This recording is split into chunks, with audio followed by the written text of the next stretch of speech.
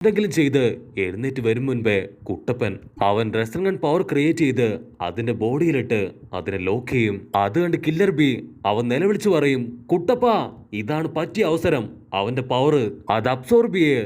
എന്നിട്ട് ഉടനെ അവനെ കൺട്രോൾ ചെയ്യാൻ തുടങ്ങ്. കുട്ടപ്പനാണെങ്കില് വമ്പ സ്പീഡിൽ അതിന്റെ പവർ അത് അബ്സോർബ് ചെയ്യും. പക്ഷെ അപ്പോഴേക്കും ആ നയൻ ടൈല് അതാ റസൻകണ്ണ് ഇപ്പൊ തല്ലി തകർക്കും. പക്ഷെ എന്താ, അതിനെ കൊണ്ട് എണീക്കാൻ കഴിയില്ല. കുട്ടപ്പൻ ഇവിടെ ഒരു വിധത്തില് അതിന്റെ പവർ അത് അബ്സോർബ് ചെയ്തുകൊണ്ടേയിരിക്കും. പക്ഷെ അപ്പോഴേക്കും അത് അതിന്റെ വാലിട്ടടിച്ച് അങ്ങനെ ചാടി എഴുന്നേറ്റ് അതിന്റെ ഹേറ്റ്രഡ് മുഴുവൻ ഇപ്പൊ കുട്ടപ്പന്റെ മേലേക്ക് അങ്ങനെ ഇഞ്ചക്ട് ചെയ്യും. എന്നിട്ട് കുട്ടപ്പന്റെ പവർ അത് അബ്സോർബ് ചെയ്യും. അതിന് കില്ലർ ബി അവൻ പറയും, കുട്ടപ്പ നോ, എങ്ങനെയെങ്കിലും അവനെ കൺട്രോൾ ചെയ്യ്. എന്നിട്ട് ആ നയൻ ടൈലിന്റെ പവർ നീ അബ്സോർബ് ചെയ്യ്, അല്ലെങ്കിൽ സിറ്റുവേഷൻ അത് വളരെ മോശമാവും. പിന്നെ നമ്മളെ കൊണ്ട് ഒന്നും ചെയ്യാൻ കഴിയില്ല. ഇവിടെ കുട്ടപ്പന്റെ ഒരു കണ്ണ് അതിപ്പോ റെഡായി തീരും. അവിടുന്ന് അങ്ങനെ കട്ട് ചെയ്താ ഇപ്പൊ റിയൽ നറൂട്ടോ അവന് മുഴുവനായിട്ടും ആ നയൻ ടൈല് അത് കൺട്രോൾ ചെയ്യാൻ തുടങ്ങും.